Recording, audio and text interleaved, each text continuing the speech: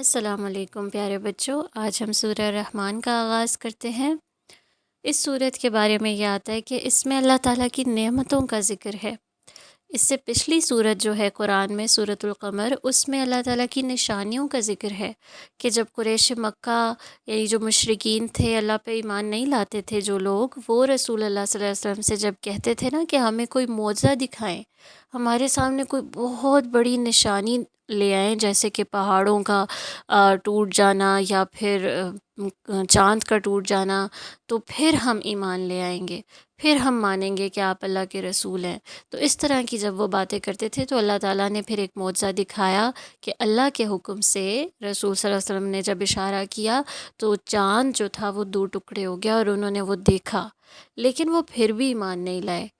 اور اس صورت میں ہم دیکھتے ہیں کہ اللہ تعالیٰ ہمیں ایک طرح سے بتا رہے ہیں کہ اتنی بڑی نشانی کی بھی ضرورت نہیں ہوتی ہے ایمان کو اپنے اندر جگانے میں، بلکہ جو واقعی ایمان لانے والا ہوتا ہے وہ چھوٹی چھوٹی نعمتوں کو دیکھتا ہے۔ تو اس صورت میں نعمتوں کا ذکر ہے، ہر چھوٹی بڑی نعمت کا، جو کہ دنیا کی نعمت ہے اور آخرت کی نعمتوں کا بھی ذکر ہے، کہ یہ جو چھوٹی چھوٹی نشانیاں ہیں یہی آپ کے لیے کافی ہیں کہ آپ اللہ تعالیٰ کو پہچانو اور اس کا شکر ادا کرو۔ کہ دیکھیں نعمتوں کو، ان پہ غور کرنے کے جتنے بھی فائدے ہیں ان میں سے دو فائدے کون سے ہوتے ہیں؟ سب سے پہلی تو یہ بات ہوتی ہے کہ جتنا زیادہ آپ نشانیوں کو یا نعمتوں کو دیکھتے ہیں کہ اچھا اللہ نے مجھے یہ بھی دیا ہوا ہے، میرے پاس یہ نعمت بھی ہے، میں اس طرح سے بھی اس کو استعمال کر سکتی ہوں، اور اس پہ فوکس کرتے ہیں، تو پھر کیا ہوتا ہے، آپ اللہ کو پہچانتے ہیں کہ کس نے دی ہے مجھے یہ نعمت، کون ہے وہ، اچھا وہ مجھ سے اتنا پیار کرتا ہے،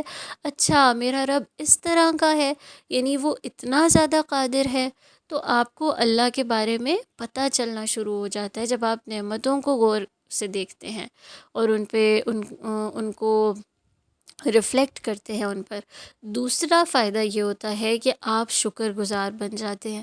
آپ جب یہ دیکھتے ہیں نا کہ مجھے اتنا کچھ ملا ہوا ہے، اور یہ نہیں دیکھتے کہ یہ بھی نہیں ملا، یہ اس کے پاس تھا مجھے کیوں نہیں ملا، مجھے بھی ملنا چاہیے، اور میری زندگی میں یہ پریشانی کیوں نہیں، آپ ان کے بجائے ان چیزوں کو دیکھ رہے ہیں جو ملی ہوئی ہیں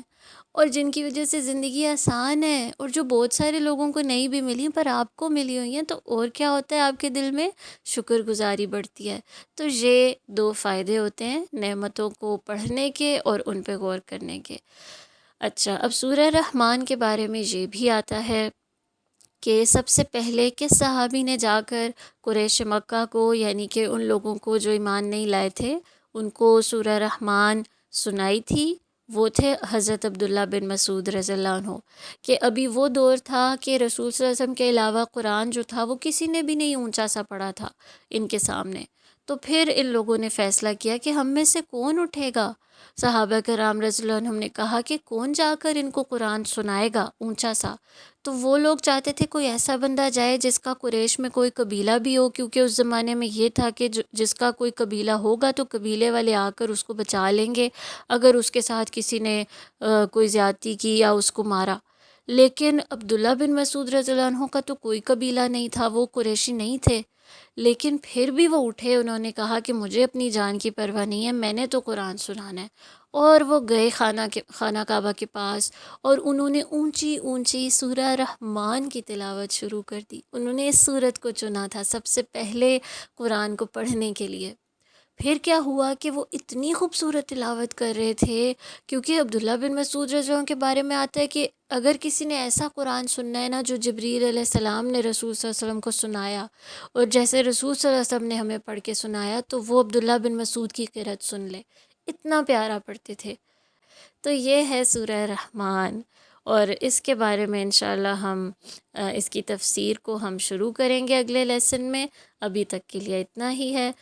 جزاکم اللہ خیرا کثیرا۔ السلام علیکم۔